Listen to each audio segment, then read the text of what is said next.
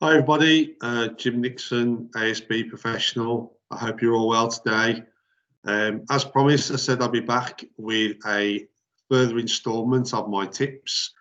So today, been a bit of a break, but today is tip 6. And we're going to be covering closure orders today.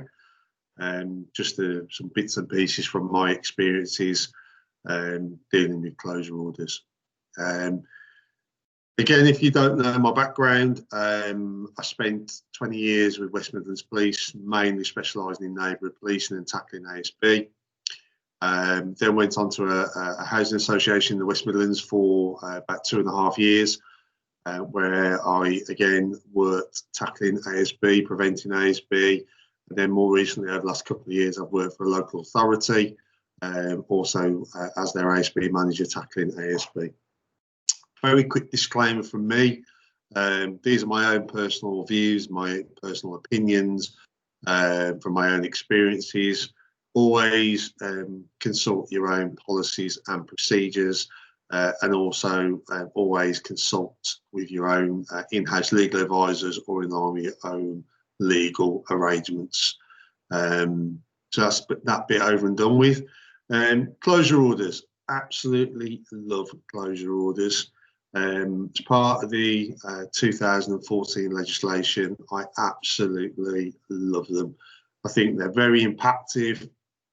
I think it puts a positive message out into a community when you can close a troublesome property down. But I think you need to sort of consider things before you get to that stage, and you also have to be reminded of the fact that you've really got to be tackling really serious nuisance to be able to close down the property in a particular area that's causing that serious nuisance. I did my first closure order pre-2014 when they were actually crack house closures under the old legislation. And I can remember how impactful that was. And I actually did that first closure order with a very young Janine Green, who a lot of us all know from the ASB world. I can remember the impact and the hurt that residents were suffering from in that particular location in the West Midlands. And we were able to close it down very, very quickly. In fact, I think from start to finish, it took me about a week to actually get all the necessary evidence together. So one of the things that people sometimes don't realise with closure orders is that they are tenure neutral. So it even applies to properties that are mortgaged, and I've actually recently done a property like that during COVID,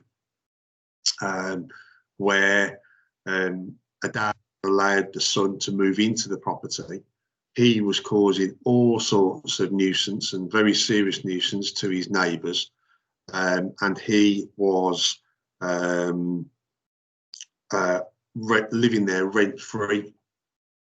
As I said, Dad had got a mortgage on the property, and we gathered the evidence from various neighbours and put together an application for a partial closure order. And what we did was we allowed the dad to remain having access to the property. He didn't live there at the time, but we excluded the son for an initial period of 3 months, and we've got to go back to court and obviously extend that for a further 3 months to the maximum 6 months. But again, it just shows the power of, a closure order with that legislation, that you can actually close a property, that's mortgaged, and some people don't realise that. I think the other thing to consider with closure orders is that, again, I'm very much around a harm-centred approach. So I want, as much work being done with those individuals that are causing the nuisance and the serious nuisance before we ever get to closing the property down. So I'm going to want to do as much as I can. And in some instances, other parts of the legislation can be used, you know, as a first sort of try to resolve the problem. So like CPWs could be used as a bit of a free hit to you know, to try and resolve that problem. And we always now write into our CPWs some additional wording to say that we would consider other tools and powers from the 2014 Act. So we'll serve a CPW, but then we'll also consider the other options, which again would be the closure order or the partial closure order. So always be mindful of that.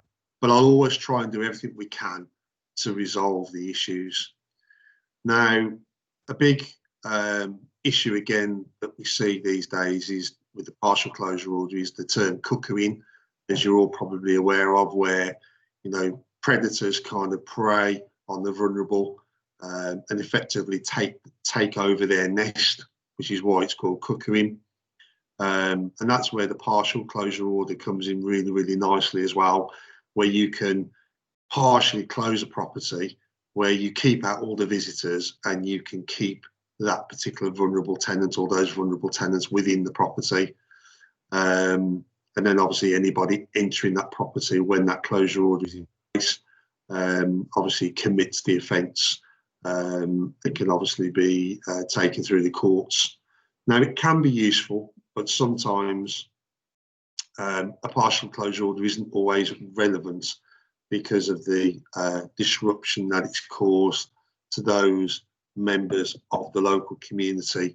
So it's not always, you know, feasible to keep those tenants in. And what we've done in the past is we've considered and balanced whether or not a closure order or a partial closure order is appropriate, and we've gone with the full closure order because we know it's just not an option for that vulnerable tenant to remain at that location, because they potentially could still attract unsavoury characters that are going to cause problems, and also the impact that could still have on that community.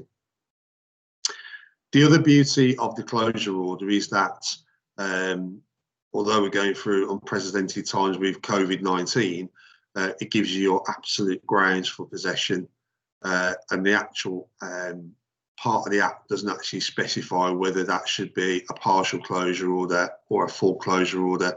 So you've also got that in the future. In the majority of the cases I've dealt with, normally the tenants will surrender the property at that point that the closure order is served and the property closed down. Doesn't always happen, but in my experience it does tend to happen.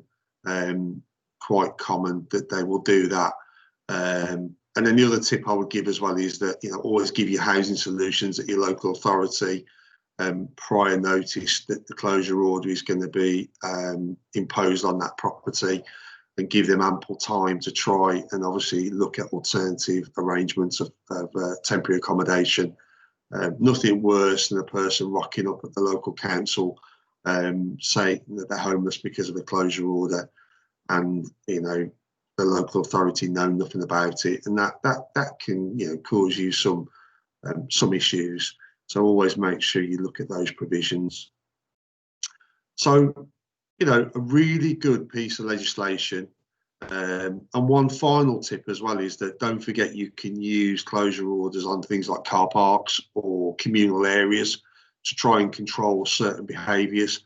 So it isn't just about, you know, limited to a property as such. So keep an open mind with that. So that's closure orders for today. If you've liked that particular content, please like it, share it on my LinkedIn page or on my Twitter or YouTube pages. And I will be back shortly with another tip. And I think I'll be covering PSPO's, Public Space Protection Orders, on the next one. So thank you very much for your time today. And hopefully I will see you all soon. Thank you very much, guys.